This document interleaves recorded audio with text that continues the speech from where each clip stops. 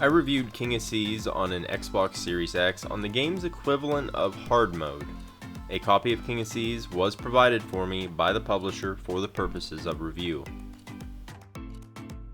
King of Seas is a top-down action RPG of ships and sorcery that has you sailing around various ports, taking on quests, and pirating the goods from other vessels. King of Seas has an arcade feel to its gameplay, although you still need to manage your sails, wind direction, and point the shooty bits of your cannon at the enemy. You also wield magical skills that allow your ship to launch firewalls, summon sharks, and fire laser beams using mysterious voodoo. Or just have your crew pee on the cannons to cool them off. And yes, that is actually a skill in King of Seas. The world is open and procedural, allowing you to forge your own path on the open blue sea. It's just too bad there isn't a whole lot else out there. Yeah, that sounds like a good closer. What if I just ended the review right there? Well, I'd probably be the worst reviewer that you have ever heard of. But you have heard of me. The world of King of Seas is open to you, but there is a very bland and lightweight story you will need to follow off and on. I say off and on because it will continually gate progress behind your arbitrary level, which will make even less sense when you realize that aside from forts, the world levels with you in the first place. King of Seas is a grind-heavy game, which isn't inherently bad. As a survival gamer myself, I'll grind away like I'm given a lap dance. King of Seas just doesn't offer much variety in its grind, and often presents you with some arbitrary wall that doesn't really add anything to the game. You will spend a lot of time just sailing from place to place with very little interesting happening in between, while the other half is spent fighting other ships. You can do some trading, you just buy low and sell high, but it's a very simplistic economy where at most one item is high and another low at any given port. And it's not enough to explore the world and find the ports either. You have to visit a dozen or so map makers around the world and buy tiny pieces of the map so that you can figure out which port is where. King of Seas does a decent job on the combat front, at least at first. You have to control your sails, and the direction of the wind affects your ship's speed. Landing attacks with your cannons is all about angling them into the right position to fire while also not getting your ship blasted to splinters. Each ship has 3 health bars, one for the hull, one for the crew, and a third one for the sails. You can freely switch between different ammo types that target different parts of the ship at any time. In theory, this presents an interesting dynamic to consider and adds some tactical flair to the combat. In reality, targeting a ship's sails and crew felt like it had such an unsubstantial effect on their combat ability that it was nearly always better just to hit the hull and sink them faster. Your own sails, on the other hand, matter. You aren't just some NPC ship that will be on screen for 3 minutes and die. If your sails get blown, have fun sailing slowly to a port if you don't have a repair kit. This was made more frustrating by the very common occurrence of random tentacles that appear out of thin air. They swat your ship with the giddy glee of a 5-year-old that thinks they're going to get away with shitting in the cat's litter box with a turd the size of Mr. Whisker's whole head. One slap from the ocean's hente collection and part of your hull, sails, and crew will take damage. It's rarely enough to be threatening, just enough to be inconvenient and make you seek out the nearest port. It's the digital equivalent of toothpaste falling off the brush just as you raise it up to your mouth. Mildly infuriating and a waste of time. I played on the game's hard mode, called Captain. That meant that I lost the ship I was sailing if I bought it. At one time, I had finished a fight with my new galleon. Bruised, but not beaten, when one of the slimy buggers popped up to say hello.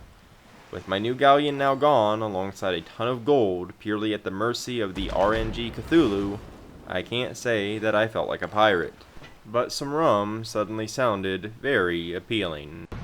Why is the rum gone? I can't truly say that King of Seas is a challenging game due to the way skills function. The various skills are actually quite cool, and definitely help spice up the combat. Half of them are also ludicrously broken, and make your cannon somewhat redundant. There is no cost to using a skill, it simply has a cooldown, but I rarely saw one longer than 20 seconds. It's far easier to circle around a ship and continually throw a fireball at them than to put yourself in cannon range. and there's no cost to do so. By the time you would maneuver into cannon range, the skill would be ready to use again anyway.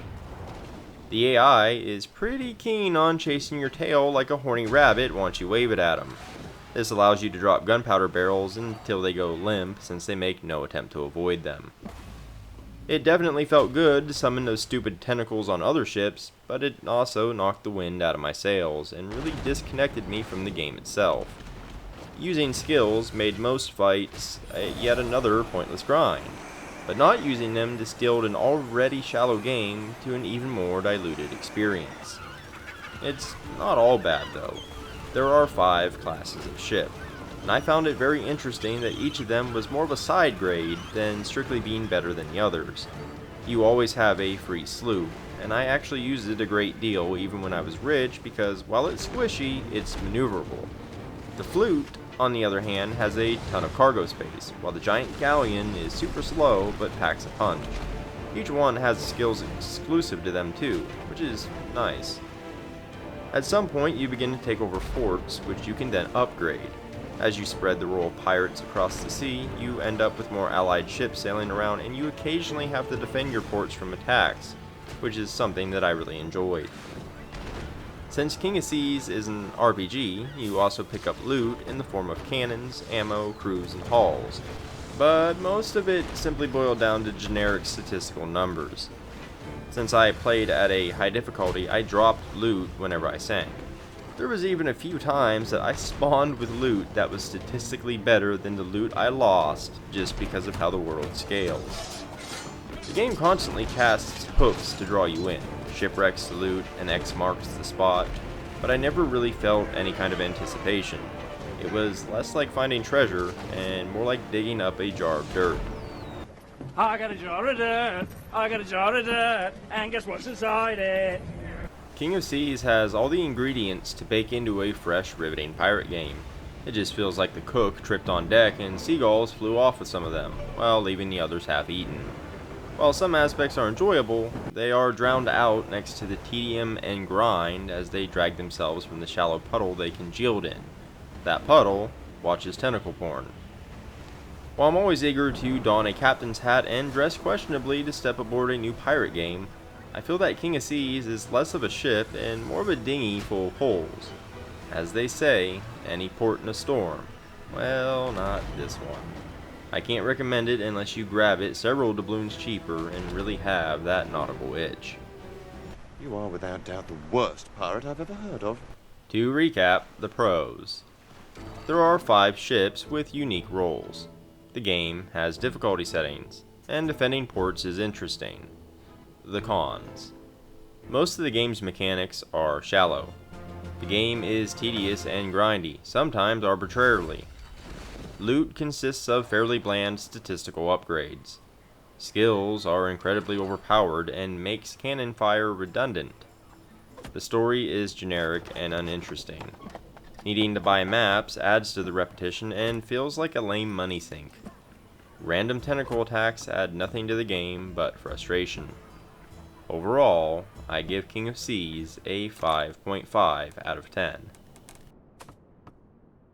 If you found this video helpful, liking and subscribing helps me out a great deal. I've also left several links down in the description below. One on my website where you can find the bulk of my written content, one on my creator store where you can buy games that support this content, and my Ko-fi page if you feel like tossing in a donation. In any case, thanks for watching, and until next time.